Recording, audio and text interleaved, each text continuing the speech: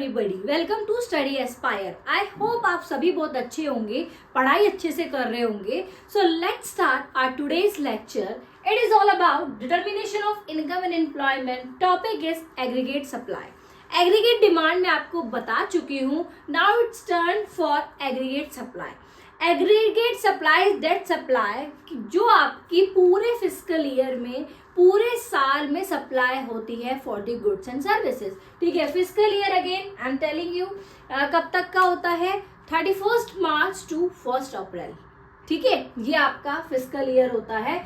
So aggregate supply it is the total production or supply of all goods and services in the economy during fiscal year। ठीक है, जितना भी आपका total production हो रहा है, सप्लाई हो रही है within your 1 year, within your year, within your physical year, that is aggregate supply. Aggregate supply का फॉर्मूला होता है बेटा AS is equal to C plus S। C stand for consumption, S stand for saving.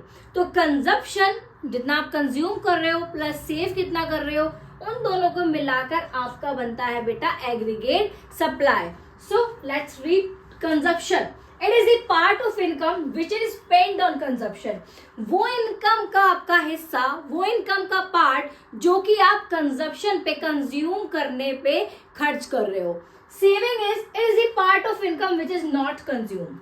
Saving वो होता है, वो आपकी income का पार्ट जो कि आप कंज्यूम नहीं कर रहे हो बट सेव कर रहे हो। ठीक है, सो समझ में आ गया आपको। एग्रीगेट सप्लाई का फॉर्मूला होता है AS is equal to C plus S। ठीक है, Y स्टैंड फॉर आपकी नेशनल इनकम, पूरी इनकम, C प्लस S। ठीक है, जो AS होता है ना बेटा, वो 45 डिग्री लाइन बनाता है। मैं आपको समझाऊंगी पूरे सिग्निफिकेंस के साथ। So AS output is equal to Y is equal to national income. ठीक है, ये आपको पूरा अभी समझाने वाली हूं मैं। सो AS इज 45 डिग्री लाइन। सबसे पहले मैं आपको बता दूं, एग्रीगेट सप्लाई जो होती है, फॉर एग्जाम्पल आप में से अगर आगे जाके कोई भी बिजनेस करने वाला है, तो आप अगर बिजनेस कर रहे हो, आपकी इनकम स्टार्टिंग में अच्छी नहीं हो रही है, तो इसका मतलब आप ये नहीं सोचोगे कि भाई मैं कोई बिजनेस करूंगा मुझे प्रॉफिट ही मिलेगा। स्टार्टिंग में हो सकता है वो नेगेटिव में हो, फिर एक पॉइंट ऑफ टाइम पे वो 0 पे आएगा, फिर एक पॉइंट ऑफ टाइम पे वो आपका पॉजिटिव में आएगा, आपका प्रॉफिट देगा। ठीक है, so you should be ready for that also, कि जरूरी नहीं है कि बिजनेस आप कर रहे हो तो आपको प्रॉफिट ही मिले। ठीक है, सो एग्रीगेट सप्लाई में भी यही है। अगर आपकी इनकम 100 है, सेविंग आप 20 बचा के रख रहे हो, तो मतलब आप कंजप्शन कितना कर रहे हो, 80 कर रहे हो। ठीक है, अभी तो आप सेविंग कर रहे हो। ठीक है, अगर इनकम आपकी 50 है, कंजप्शन आपका 60 है, मींस जो 10 है वो आप पिछली सेविंग में से भी कंज्यूम कर रहे हो। ठीक है, तो S is equal to -10। Then अगर आपका इनकम 60 है, कंजप्शन भी 60 है, तो आपकी सेविंग हुई 0। तो इस बात का आपको ध्यान रखना है। ठीक है, सो आपका ये ग्राफ होता है, AS यहाँ पे आता है। ठीक है, total expenditure means aggregate supply, यहाँ पे आता है आपका नेशनल इनकम। ये बेटा 45 डिग्री का एंगल होता है, AS is equal to Y। ठीक है, एग्रीगेट सप्लाई हमारा नेशनल इनकम के Y के इक्वल होता है। ठीक है, so next is YAS is 45 degree line. चलो बताते हैं आपको।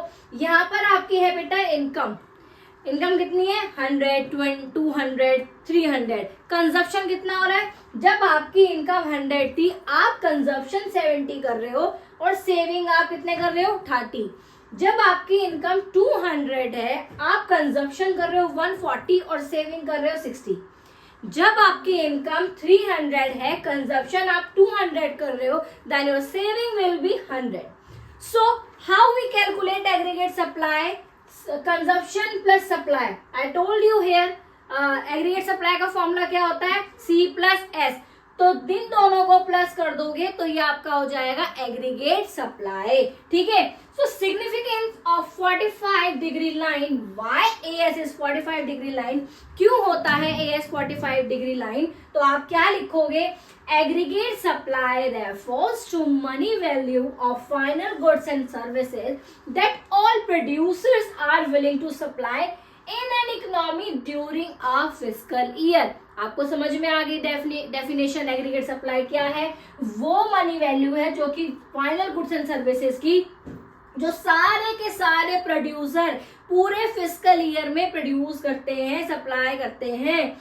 Before giving a reason why AS is 45 degree line, we must know income is equal to saving plus consumption. ठीक है, पहले 45 डिग्री लाइन को जानने से पहले आपको पता होना चाहिए कि जो इनकम है वो कंजप्शन और सप्लाई का एडिशन है। क्यों?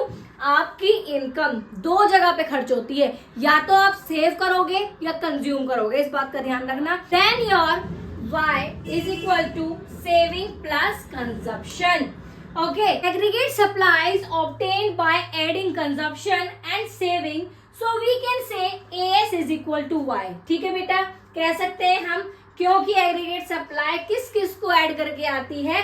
कंजप्शन को ऐड करके और सेविंग को ऐड करके। चैप्टर में आपके न्यूमेरिकल है, सो बेटा आप इनको जो आपके फॉर्मूलाज हैं उनको याद करके रखो, उनको सेपरेट अलग लिख के रखो, क्योंकि आपको आगे प्रॉब्लम ना हो। ठीक है, सो आई होप आपको एग्रीगेट सप्लाई भी समझ में आ गया होगा।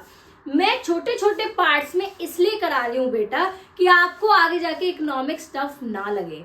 ठीक है, आपका कंसेप्ट क्लियर होना बहुत ज्यादा जरूरी है।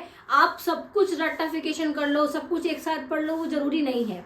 अगर आप कम भी पढ़ रहे हो, क्वालिटी पढ़ रहे हो, so that is more important. ठीक है, तो इस बात का हमेशा ध्यान रखना। हमेशा ये नहीं सोचना है कि ये पढ़ लेता हूँ, ये पढ़ लेता हूँ, ये पढ़ लेता हूँ, नहीं। सिर्फ हमेशा इसी फोकस रखना, मैं जो भी पढ़ रहा हूँ या जो भी पढ़ रही हूँ वो मेरे को अच्छे से आना चाहिए।